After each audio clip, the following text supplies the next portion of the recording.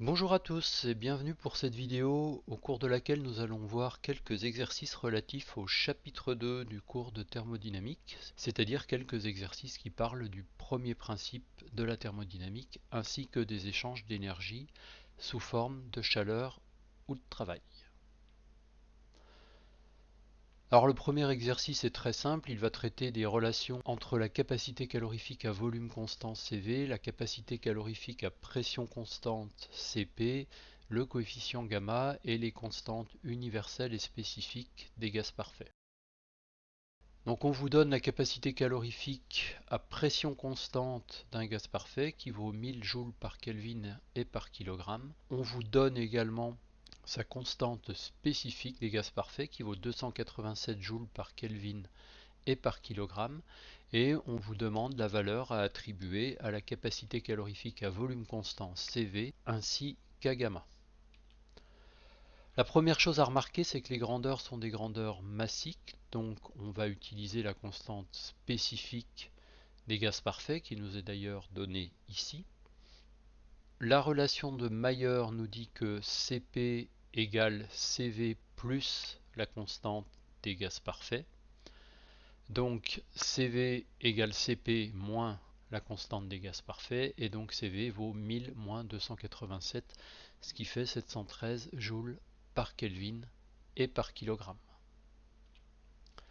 Le coefficient gamma, sa définition, c'est Cp sur Cv, donc 1000 sur 713, ça fait 1,402.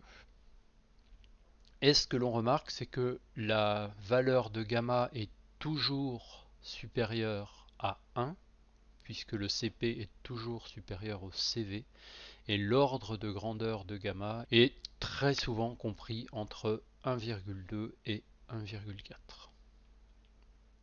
Deuxième partie de l'exercice, on nous donne cette fois-ci la capacité calorifique à volume constant qui vaut 21 joules par Kelvin et par mole, et on nous demande la valeur à attribuer à la capacité calorifique à pression constante ainsi qu'au coefficient gamma. Ce qu'on remarque ici, c'est que les grandeurs qui nous sont données dans l'énoncé sont des grandeurs molaires, et par conséquent on va utiliser la constante universelle des gaz parfaits. Elle ne nous est d'ailleurs pas donnée dans l'énoncé car c'est quelque chose qu'on est censé connaître. La capacité calorifique à pression constante est égale à la capacité calorifique à volume constant plus la constante universelle des gaz parfaits grand R, ça c'est la relation de Mayer encore une fois. Donc 21 plus 8,314, cela nous donne du 29,314 joules par mole et par Kelvin pour la capacité calorifique à pression constante. Le gamma est égal au rapport entre les deux capacités calorifiques et on trouve cette fois-ci 1,396. Encore une fois, la valeur de gamma est toujours supérieure à 1. L'ordre de grandeur de gamma est compris entre 1,2 et 1,4. Je me permets d'insister là-dessus car on trouve encore assez souvent des erreurs dans les exercices avec des calculs qui sont faits avec un gamma qui est de l'ordre de 1. Si vous trouvez un gamma qui est de l'ordre de 1, c'est l'erreur classique. Vous l'avez calculé en utilisant des capacités calorifiques ou une capacité calorifique qui vous est donnée en joules par Kelvin et par kilogramme, à laquelle vous avez ajouté par erreur la constante universelle des gaz parfaits qui elle est en joules par Kelvin et par mole. Donc non seulement on n'a pas le droit de faire ça, mais si vous faites ça, vous trouverez un Cp qui sera très proche de votre Cv, vous trouverez un gamma qui est de l'ordre de 1, et tous les calculs qui s'en suivront seront malheureusement faux. L'exercice suivant est une des nombreuses variantes de l'exercice de la bouteille qu'on a vu au chapitre 2. On nous dit qu'un récipient de 100 litres a été initialement vidé de son contenu à l'aide d'une pompe à vide. Un robinet ou une valve permet de faire rentrer progressivement de l'air atmosphérique qui se trouve initialement à 300 Kelvin et 1 bar. Les parois du récipient sont adiabatiques et on nous donne le gamma de l'air qui vaut 1,4. Et la question qu'on nous pose est: quelle sera la température de l'air dans la bouteille lorsque sa pression sera égale à celle de l'atmosphère. Donc pour la définition du système, il n'y a pas de difficulté particulière. Le système, c'est bien l'air qui va entrer dans la bouteille. Celle-ci se trouve donc initialement vide. À l'état initial, on peut faire le même schéma que dans le chapitre 2. Donc on a d'un côté une bouteille vide dans laquelle on va tout de même faire figurer epsilon mol d'air pour garder en tête qu'il va falloir prendre en compte son volume dans le volume du système, comme pour l'exercice que nous avons fait au chapitre 2. Et puis à proximité de cette bouteille se trouve l'air qui va y rentrer, donc les n moles d'air, on ne connaît pas exactement la quantité d'air. La pression initiale est égale à la pression atmosphérique à 1 bar, la température initiale est égale à la température atmosphérique à 300 Kelvin, et on ne connaît pas le volume de l'air qui va entrer dans la bouteille. À l'état final, les n moles d'air qui se trouvaient à l'extérieur sont maintenant dans la bouteille. Elles occupent évidemment un volume Vb. Et puis la pression finale est égale à la pression atmosphérique. La température finale, c'est ce qu'on nous demande de calculer. Et le volume final est donné par le volume de la bouteille. On peut dire un mot sur la transformation. Alors c'est une transformation qui se déroule avec une pression extérieure constante. C'est important de le noter parce qu'on sait que ça nous simplifiera la vie lorsqu'on voudra calculer le travail des forces de pression. C'est une transformation adiabatique, ce qui n'est pas si évident que ça. En fait, elle est adiabatique pour deux raisons. Donc la première raison, c'est ce qu'on nous donne dans l'énoncé. On nous indique que les parois de la bouteille sont bien calorifugées, enfin qu'elles sont adiabatiques, c'est le terme qui est utilisé dans l'énoncé. Par contre, on ne nous dit rien de l'air qui va entrer dans la bouteille, si ce n'est que cet air est initialement à la température de l'atmosphère, et donc par conséquent il ne peut pas y avoir d'échange thermique entre l'air et l'atmosphère, puisqu'on est déjà dans des conditions d'équilibre thermique. Donc pour l'air qui est à l'extérieur, on a équilibre thermique, donc pas d'échange thermique. Et puis pour l'air qui est déjà rentré ou qui est en train de rentrer dans la bouteille, peu importe sa température, puisque les échanges thermiques avec l'extérieur ne sont pas possibles. Et cette transformation n'est pas quasi-statique pour la simple raison que le système n'est pas homogène. L'air qui est à l'extérieur de la bouteille n'est pas dans les mêmes conditions que l'air qui se trouve à l'intérieur de la bouteille. Par conséquent, si le système n'est pas homogène, on ne peut pas parler d'équilibre, donc on ne peut pas parler de transformation quasi-statique.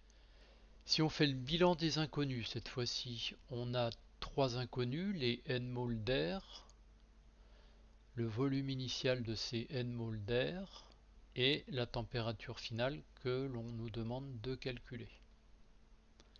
Et si l'on fait le bilan des équations qu'on peut utiliser, on a bien l'équation des gaz parfaits qu'on va pouvoir écrire à l'état initial et à l'état final. Donc ça nous permettra par exemple d'écrire VI en fonction de N et d'écrire N en fonction de VB, TF et PA. Mais il nous manque tout de même une équation, et l'équation qui nous manque, évidemment, c'est l'équation du premier principe. Donc ces équations, nous allons les écrire.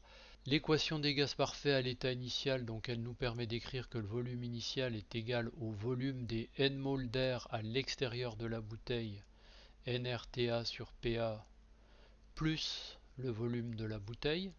Alors je ne reviens pas sur la raison pour laquelle on doit inclure le volume de la bouteille dans le volume du système à l'état initial. Pour moi, la meilleure façon de s'en souvenir, c'est de se dire que le vide parfait n'existe pas et que par conséquent, on doit considérer qu'il reste epsilon mol d'air dans la bouteille. Mais la vraie raison, c'est que l'on doit prendre en compte le volume de la bouteille pour être capable de calculer correctement la variation de volume que voit l'atmosphère. L'équation des gaz parfaits à l'état final, elle nous permet de relier le volume de la bouteille à la température finale et à la pression atmosphérique. Et l'équation du premier principe, donc elle nous dit que la variation d'énergie interne de l'air est égale à Q plus W. Donc la variation d'énergie interne de l'air, puisque l'air est un gaz parfait, c'est NCV delta T. Le travail, c'est le travail des forces de pression, donc de la pression atmosphérique ici. Et on ne voit pas apparaître la chaleur car la transformation est adiabatique, on l'a dit tout à l'heure.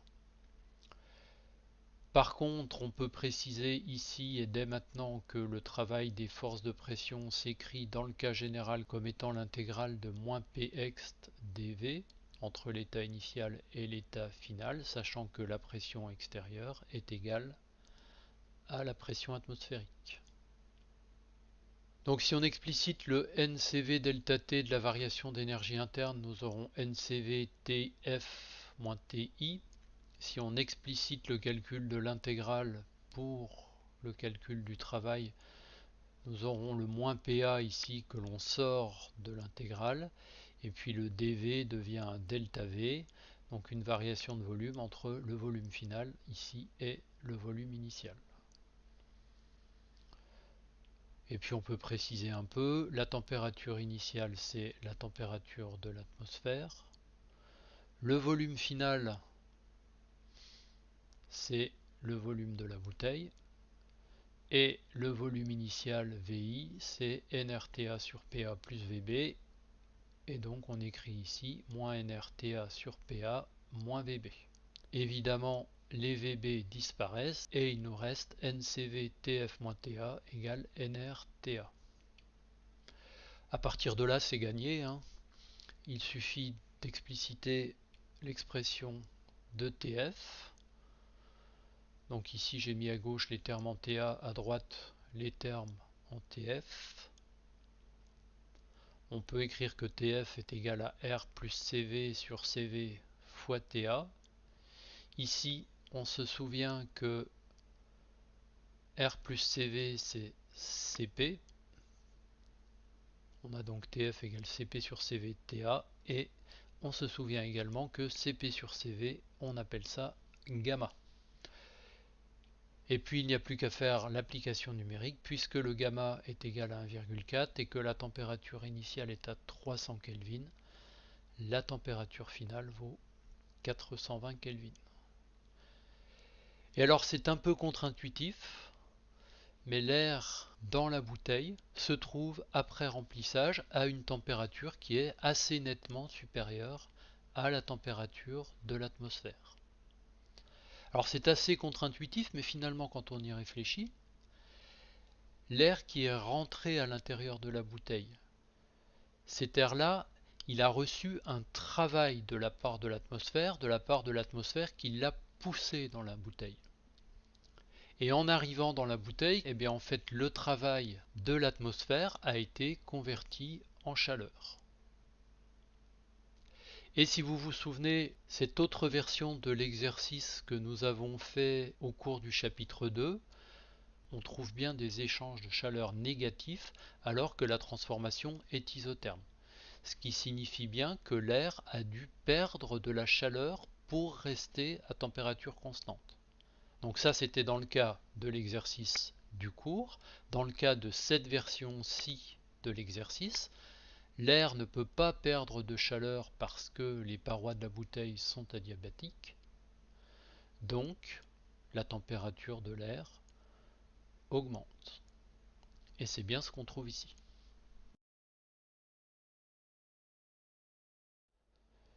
Et puis on va maintenant terminer avec le troisième exercice qui s'intitule Transformation équivalente. Une mole d'oxygène dont on nous donne la capacité calorifique à volume constant occupe au départ un volume de 10 litres à 25 degrés. Et puis on va la faire passer à un état final où elle occupera 50 litres à une température de 100 degrés. On va faire ça de deux façons différentes. Pour la question petit a, on va d'abord chauffer à volume constant de 25 à 100 degrés et puis réaliser une détente isotherme quasi statique jusqu'au volume final de 50 litres. Dans le cas petit b, on va d'abord réaliser la détente isotherme quasi-statique jusqu'au volume de 50 litres, et puis ensuite on va chauffer de 25 à 100 degrés. Donc dans les deux cas, on nous demande de déterminer la chaleur reçue, le travail reçu et la variation d'énergie interne du gaz.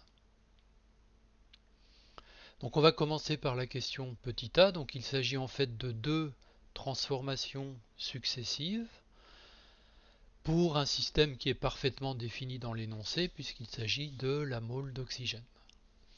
En ce qui concerne la transformation A1, c'est très simple, on a affaire à un apport de chaleur isovolume de 25 à 100 degrés C.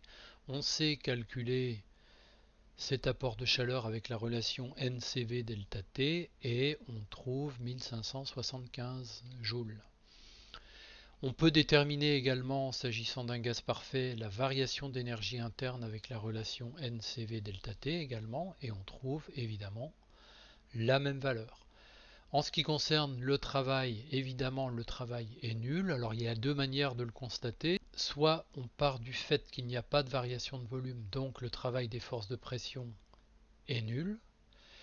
Ou bien on part de l'égalité entre Q et delta U, sachant que delta U égale Q plus W, nécessairement W est nul.